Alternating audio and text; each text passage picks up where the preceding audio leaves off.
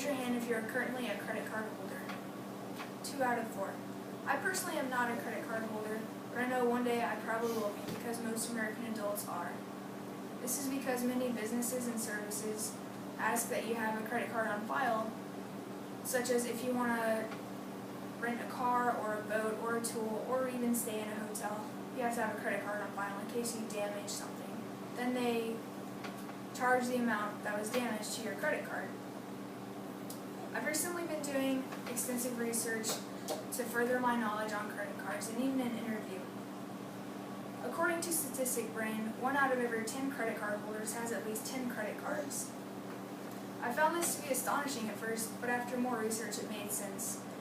Consumers are offered incentives to use credit cards.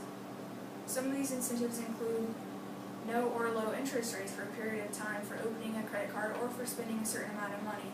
For example, Home Depot is offering 6 months of no interest if you spend at least $300 with their card.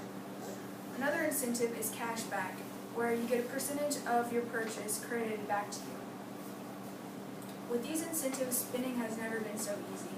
Consumers feel good when they spend money with credit cards because they get rewarded to buy things and they don't have to pay the whole amount up front. What could possibly go wrong? Well, there are several risks associated with using credit cards. Some include impulsive shopping, fraud, and identity theft. Today I would like to talk to you about the risks of using credit cards, how it happens, how to get out of it, and how to be a responsible credit card holder by preventing it. People go into debt for various different reasons, but basically what it boils down to is not paying your bill. Statistic Brain reported that the average amount of credit card debt per U.S. household in 2012 was $15,799. Credit card users sometimes purchase things that they wouldn't usually buy because they can pay them off over time, and it doesn't hit their pocketbook as hard initially. When a consumer does this continually over time, their bill gets higher and higher. If they can't pay their bill when it comes, they're in debt with the credit card company. In their dictionary, Random House defines debt as a liability or obligation to pay or render something.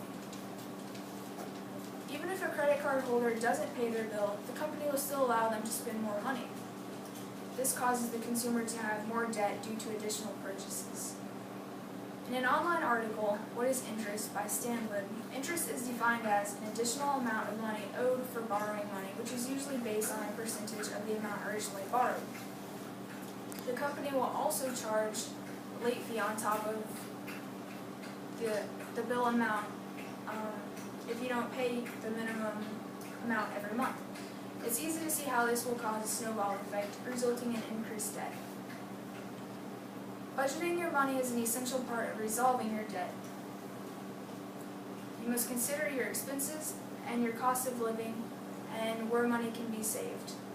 Make allowances for unnecessary costs such as new clothes and entertainment.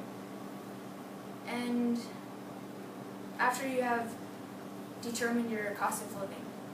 Cost of living expenses include house payments, car payments, food, and other related expenses. By having a budget and sticking to it, you can prevent yourself from incurring more debt. After budgeting, you can begin to pay off what you owe. In order to not pay additional fees, it's important to pay the minimum balance every month. This decreases the amount you owe and prevents you from paying additional late fees. Bankruptcy is usually the last resort for resolving debt. There are different kinds for different circumstances. According to How Stuff Works, Chapters 7 and 13 are the most common today. With Chapter 7, the debtor's assets are liquidated to help pay off their debt. But with Chapter 13, the debtor doesn't have to liquidate their assets. They simply agree to a payment plan, usually over the course of 3 to 5 years.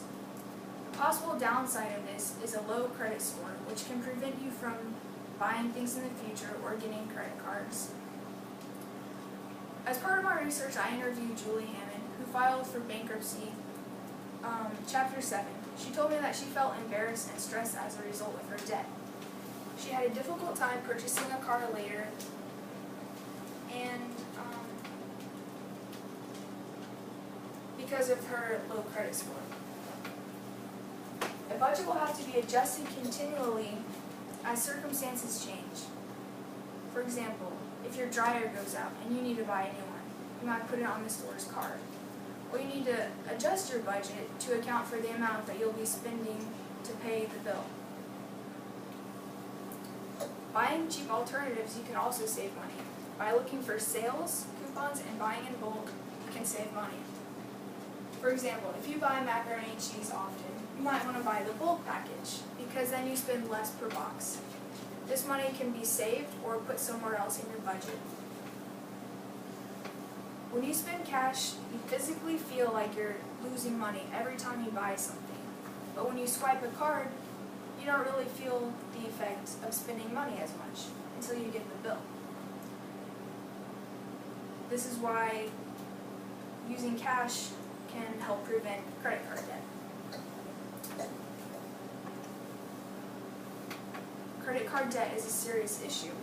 Overspending, non-payment of bills, and additional fees all account for it. Budgeting, paying your bills are good options for resolving debt, but sometimes bankruptcy is necessary. It can be prevented by adjusting your budget as things change, using cash, and buying cheap. Using credit cards is a part of today's society. Don't let the fear of debt scare you from using credit cards. You don't have to be a victim of debt. With the information you've learned today, you know what it takes to be a responsible credit card holder. Thank you for your time.